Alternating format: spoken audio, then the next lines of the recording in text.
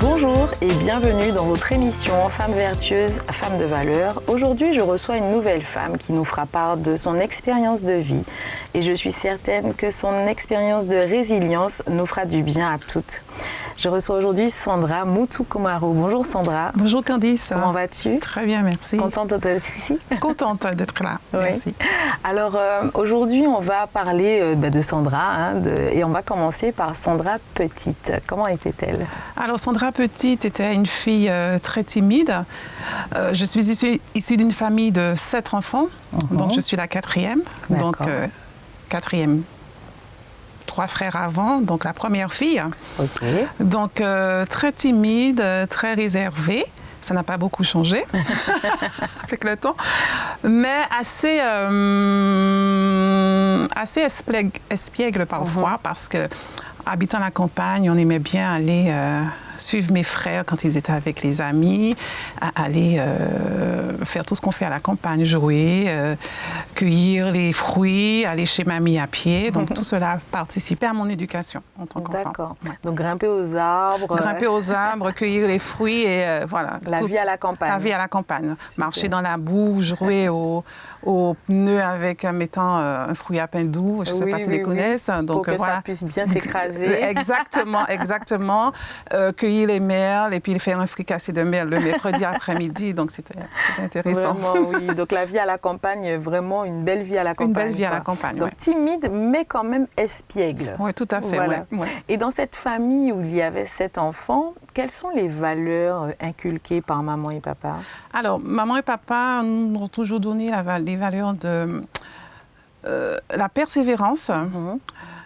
Forcément le partage, étant une famille nombreuse, donc dans le partage, l'esprit de sacrifice parce que tout n'a pas été toujours facile, et puis faire confiance à Dieu malgré tout.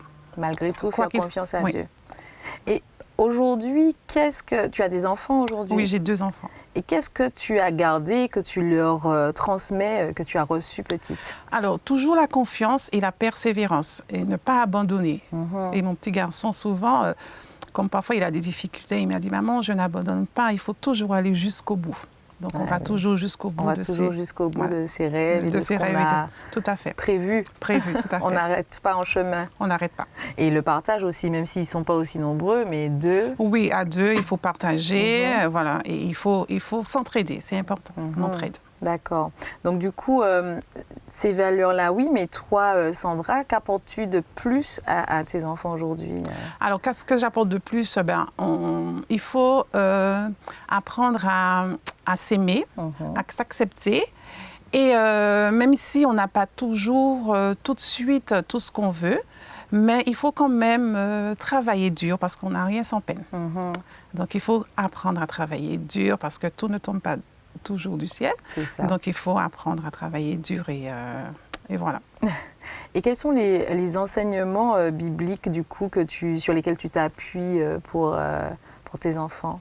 Alors, apprendre à faire confiance à Dieu. Il y a un verset que j'aime beaucoup, le psaume 30, verset 16, il me semble, qui dit « Le soir viennent les pleurs et le matin les chants d'allégresse ». Tout simplement parce que, comme il faut parfois se battre, il faut saisir certaines opportunités. Donc parfois, on pleure, on gémit, mais Dieu récompense toujours la persévérance. Donc je crois que persévérer dans ses rêves, et il y a un chant que j'aime beaucoup, persévère. Oui. Si Dieu a mis au fond de toi un rêve, et quand on a l'assurance que c'est vraiment Dieu qui a mis ce rêve dans son cœur, donc il faut persévérer et faire confiance à Dieu. Tout à fait. Alors du coup, ça te vient quand même d'une certaine expérience, une expérience que tu as vécue avec Dieu.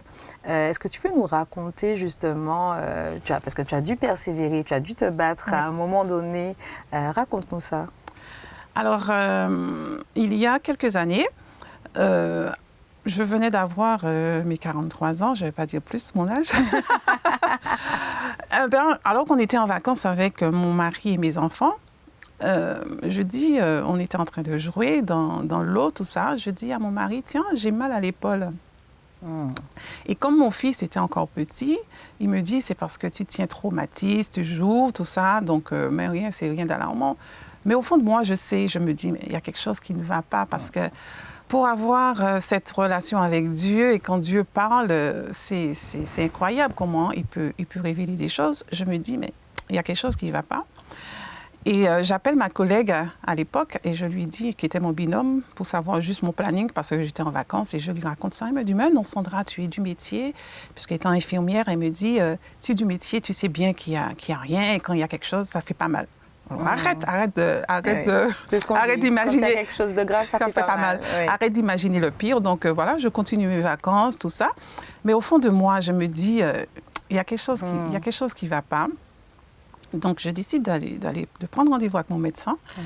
Et mon médecin, il me dit, mais non, Madame Mutukumaro, vous n'avez pas les critères pour ça. Vous venez de faire un examen, il n'y a rien. Donc, c'est dans 5 ans. Je lui dis, non, docteur, je vous dis qu'il y a quelque chose qui ne va pas. J'ai mal à l'épaule, c'est pas normal. Il me dit, mais non, j'insiste. Hein. Il ne voulait pas, mais à force d'insister, il a accepté quand même de faire ses examens. Donc, je prends rendez-vous, je fais des examens. Et étant du métier, quand la radiologue elle fait les examens, elle a une tête... Ben oui. Voilà, on reconnaît cette tête. On reconnaît cette tête. Après, elle me dit d'attendre. J'attends. Elle revient, elle me dit, on fait notre examen plus approfondi. Et là, je regarde, j'attends, et je vois le compte-rendu. Oh, je me dis, tiens, non. Il n'avait pas tort. Il n'avait pas tort. Mais cette douleur, donc elle me donne rendez-vous pour un autre examen. Mais ayant lu la conclusion, je commence à pleurer. Puisque je vois très bien les numéros, les nombres, ACR5, tout ça, je me dis, voilà, c'est quelque chose de pas très joli. Je commence à pleurer, je pleure. Et là, je vais au travail de ma sœur, je lui dis ça. Elle me dit, mais non, Sandra, et tu n'as rien, arrête de pleurer. Je dis, oui, j'ai quelque chose. Et j'ai cette douleur à l'épaule, etc. Et je prends rendez-vous et on me fait une biopsie. Et voilà, le verdict tombe quelques temps après. Et on me dit que j'ai un cancer du sein. Et c'est là que je dis que Dieu était bon. C'était bon parce que du jour où on a fait la biopsie et le diagnostic est tombé, cette douleur à l'épaule, elle a disparu. Ah. Elle a disparu. Parce que c'est vrai, en fait. Quand on dit quand on a mal, il n'y a rien, c'est souvent vrai. C'est souvent vrai. Donc, on t'avait mis une petite alerte. Voilà, Dieu avait mis cette douleur à l'épaule parce qu'une fois que la biopsie est faite, plus de douleur. Et jusqu'à maintenant, il n'y a plus de douleur. Donc, tout simplement, il faut faire confiance à Dieu. Donc, forcément, le parcours du combattant a commencé. Oui, bien sûr. Parce qu'il fallait se faire opérer. Donc, j'ai été opérée 3 fois. Je ne vais pas entrer dans tous les détails. J'ai été opérée 3 fois. Et là, on se dit, avant d'être opéré, pendant tout le cheminement entre l'annonce du diagnostic et l'opération, là, on se dit, Seigneur, qu'est-ce qu'il y a? Oui. Qu'est-ce que j'ai fait? Oui, tout à fait. Puisque 2 ans avant, mon mari avait eu un problème cardiaque. Mes enfants étaient encore jeunes. Je dis, Seigneur, tu rigoles, là, c'est pas possible. Tout à fait. Tu me connais et là, c'est pas possible. Ouais. Et là, il y a un verset qui est venu, c'est Isaïe 40, verset 10, pardon. Ne crains pas, ne promène pas tes regards inquiets, car je suis avec toi. Je te soutiens de ma droite triomphante. Et là, je me dis, bon, Sandra, tu arrêtes de pleurer, tu te ressaisis et tu fais confiance à Dieu parce que Dieu a été avec toi jusqu'à maintenant parce qu'il faut savoir que j'ai une tumeur assez virulente. Et si on n'avait pas vu, voilà. C'est ça.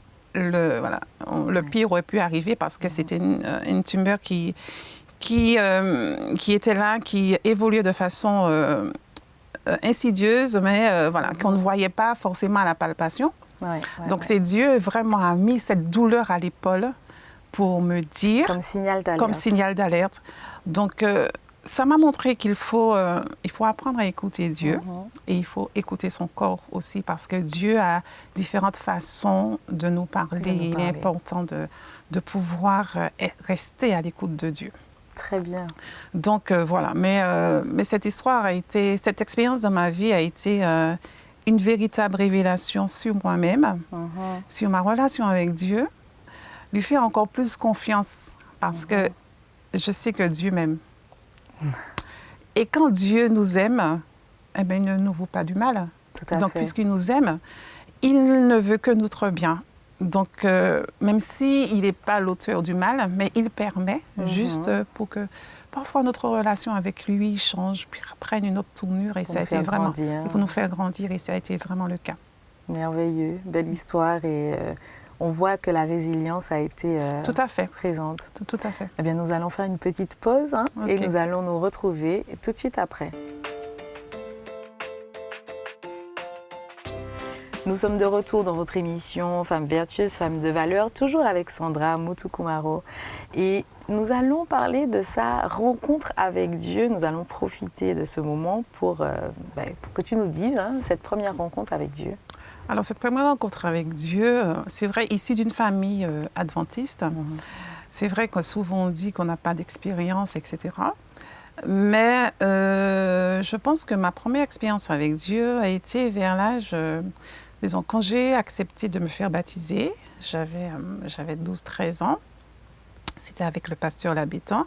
Et ça a été quelque chose de formidable parce que depuis ce moment, je chemine avec Dieu. J'aime beaucoup lire ma Bible, j'aime beaucoup lire certains livres. Mais cette rencontre avec Dieu n'a pas été toujours facile parce que quand on dit que quand on sert Dieu, Dieu nous dit tout ce que vous demanderez en mon nom, croyez que vous l'avez reçu. Et je me suis rendu compte qu'étant jeune, je n'ai pas toujours tout eu parce qu'on a eu des échecs scolaires, on a redoublé, on a payé les examens qu'on escomptait, malgré le fait qu'on ait jeûné, prié, on se dit voilà la solution miracle et on se rend compte que forcément, finalement c'est pas toujours les solutions miracles et que Dieu a d'autres plans pour nous. Mais je crois que malgré tout, il faut quand même rester accroché à Jésus parce que c'est vraiment celui qui peut répondre, parce que quand il reviendra, j'aurai plein de questions à lui poser et lui dire pourquoi il n'a pas permis que ça se passe comme ça à ce moment-là, pourquoi il a permis que ce soit plus tard. Et finalement, avec l'expérience, on se rend compte que c'est simplement pour nous former et parce que son objectif, c'est vraiment notre salut et le chemin du salut est différent pour chacun. Et il permet que certains échecs, certaines situations arrivent dans notre vie tout simplement pour nous façonner. Tout à fait. D'ailleurs, cette expérience que tu as vécue et qui a permis une résilience. Tout à fait. Donc après, une fois que tu as su et que tu as été dans les traitements, comment tu as vécu cela après ?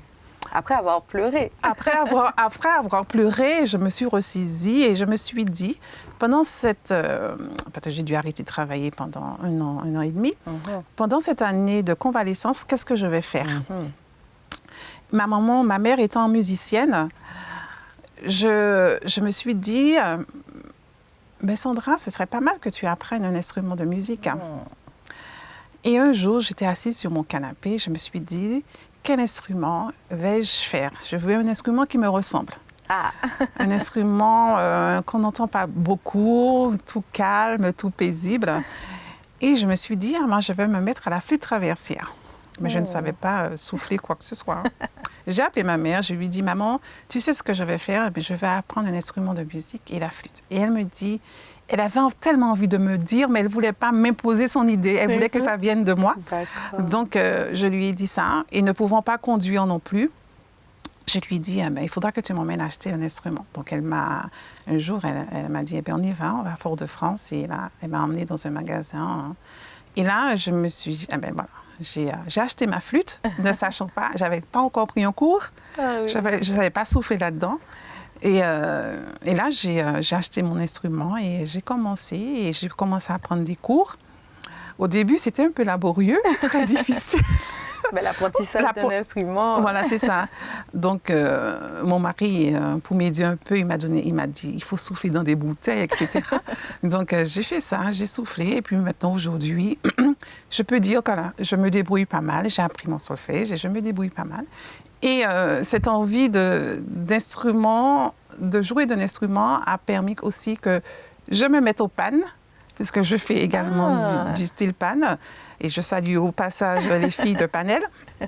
Je fais également du pan.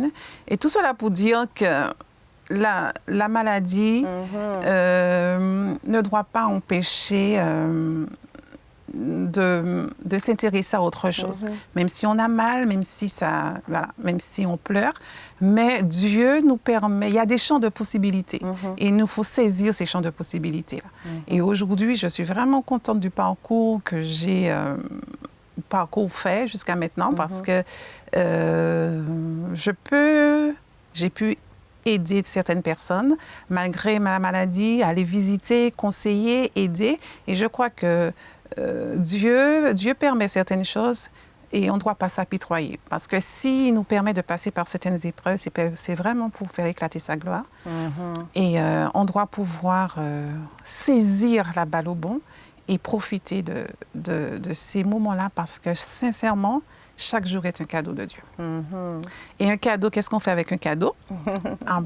On l'ouvre et on est émerveillé. Et bien voilà, chaque jour, je suis émerveillée des possibilités que Dieu me donne. Et je lui dis merci. Merci pour tout. Ah oui, c'est beau.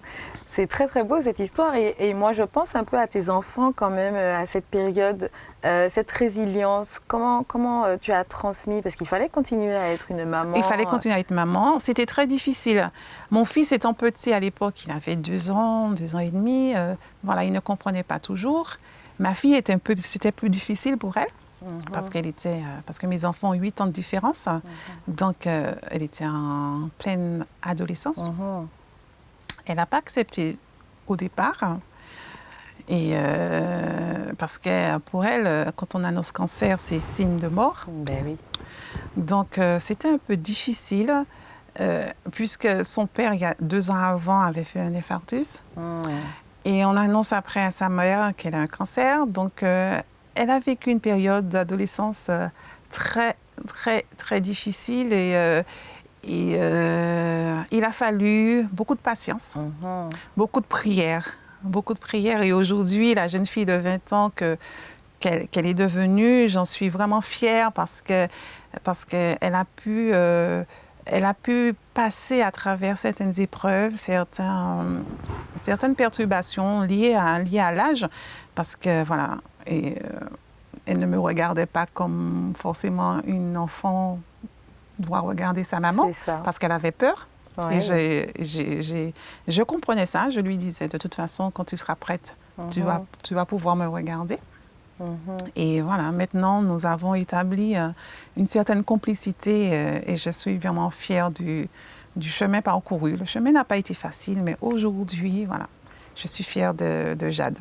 Elle a profité aussi de cette résilience. Elle a profité de cette résilience et je crois que son choix d'études est forcément lié à cette résilience. Et je crois que voilà, dans son choix d'études, ce qu'on a vécu a été pour beaucoup. Donc ton expérience a aussi aidé tes enfants à faire des choix pour le futur. Tout à fait, oui. Et aussi de se rapprocher de Dieu. Tout à fait, exactement ça. Et je crois qu'aujourd'hui, quand elle me parle, parce qu'au départ, je me dis, ce sera un peu difficile spirituellement. Et aujourd'hui, quand on a des conversations de la Bible et que tu me poses des questions et me dit, maman, voilà, Dieu est bon. Parfois, je n'en reviens pas parce que quand les enfants partent comme ça, on se dit, bon, et je suis contente. Et aujourd'hui, qu'est-ce que tu voudrais dire à ces femmes qui nous écoutent, non seulement celles qui traversent une épreuve difficile, mais également celles qui ne savent pas encore qu'elles vont vivre une épreuve difficile, mais qui auront entendu Sandra aujourd'hui. Que peux-tu leur dire aujourd'hui? Alors, je ne peux leur dire que de faire confiance à Dieu, parce que moi, je ne peux dire que ça, parce que s'il faut compter sur nos propres forces, on abandonne. Mais de faire confiance à Dieu, et Dieu nous aime d'un amour éternel, et son amour n'a pas de fin, et il a promis d'être avec nous tous les jours. Et quoi qu'il puisse se passer dans nos vies, faisons-lui confiance. Faisons-lui confiance, parce que il ne nous vaut pas du mal, et partant de ce principe d'amour intrinsèque qu'il est, je crois qu'on a tout à gagner à lui faire confiance. Voilà. Et faire sans Dieu, c'est partir perdant. Et si on veut gagner, ça veut pas dire que ce sera facile tous les jours. Et là, encore, après 7 ans, je me bats encore, parce qu'il faut qu'encore faire des contrôles. L'épée de Damoclès est encore sur ma tête. Et voilà, rien n'est gagné, même si je suis en rémission. Mais je crois que je continuerai à lui faire confiance. C'est parce qu'il m'aime. Tout à fait. C'est magnifique. Eh bien, écoute, notre rencontre s'achève maintenant. Hein, et je vais dire aux auditrices, aux personnes qui nous regardent, que Dieu ne nous abandonne pas, qu'il ne nous laisse pas seuls, qu'on doit lui faire confiance. Tout à fait. Et que c'est comme ça que la résilience est possible, et qu'elle nous permette d'avancer, accrocher à Dieu.